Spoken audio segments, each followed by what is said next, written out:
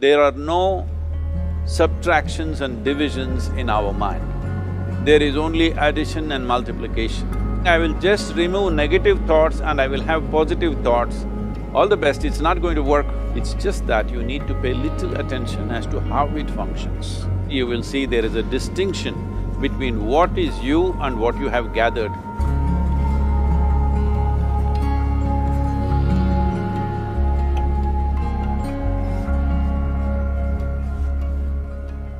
Well, see the way the question is asked and also the way normally it's addressed is, people think there is something called as negative thought and positive thought. They want to remove the negative thoughts and have only positive thoughts. For such people, I would ask them to just experiment for 10-15 seconds. Let them forcefully remove one thought from their mind. For example, next 10 seconds, just don't think of a monkey. Try not to think of a monkey for next 10 seconds. You will see you will be full of monkeys. So what I'm saying is, this is the nature of your mind, because in this mind, all the three pedals are throttle. There is no brake, there is no clutch. Whatever you touch, it will only go faster. In this kind of mind, people have been taught from moral teachers and religious teachers, do not think about bad things. Well, since then it's been a full-time job. So there is no way you can handle the mind like this. This doesn't need any great enlightenment. If you spend 2 minutes with your eyes closed, you will realize you cannot do anything forcefully with this mind.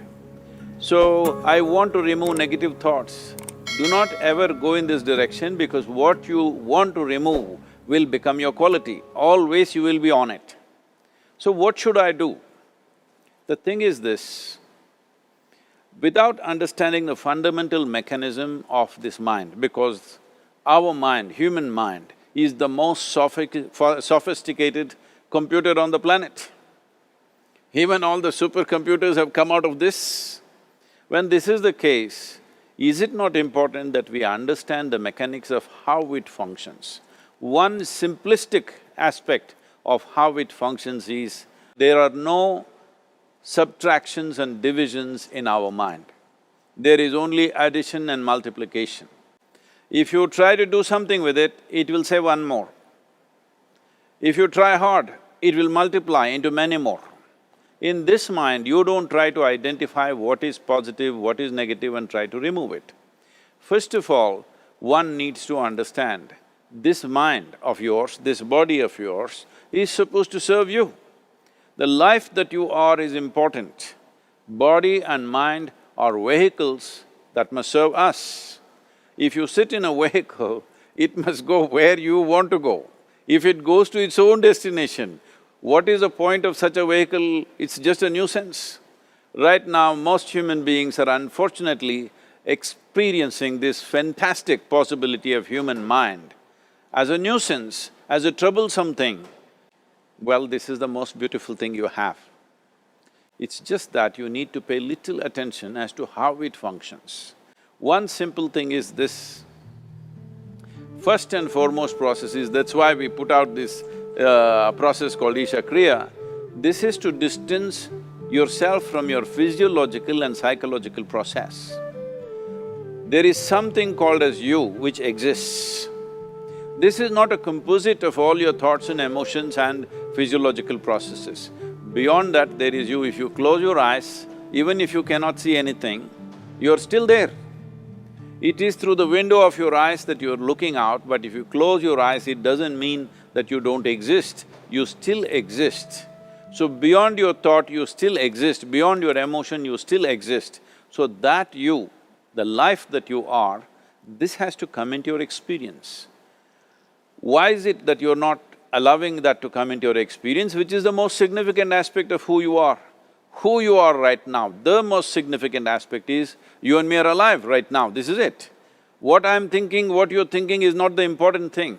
We are alive right now, that is the important thing.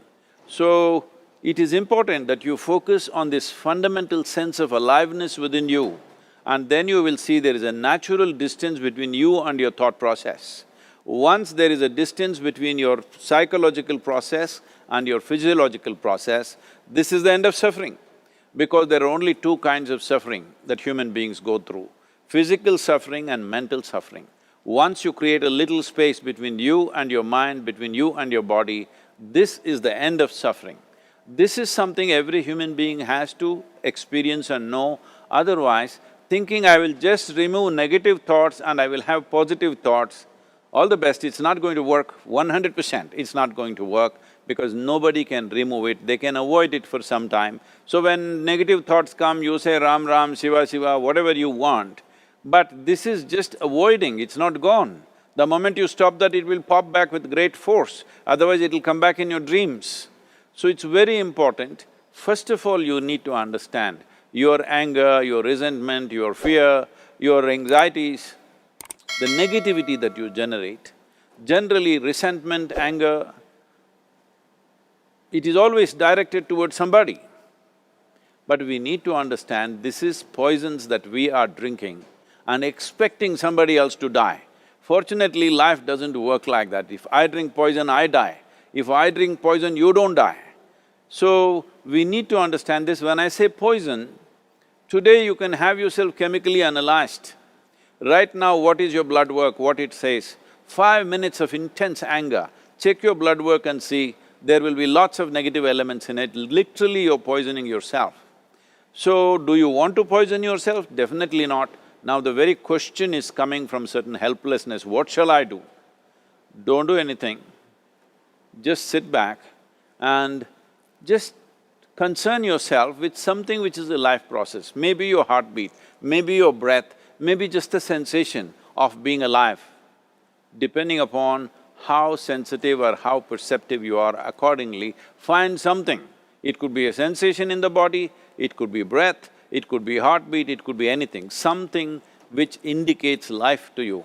Just pay attention to that for some time. Slowly you will see there is a distinction between what is you and what you have gathered, which includes both your physiological and psychological possibility or mess, whatever you made out of it.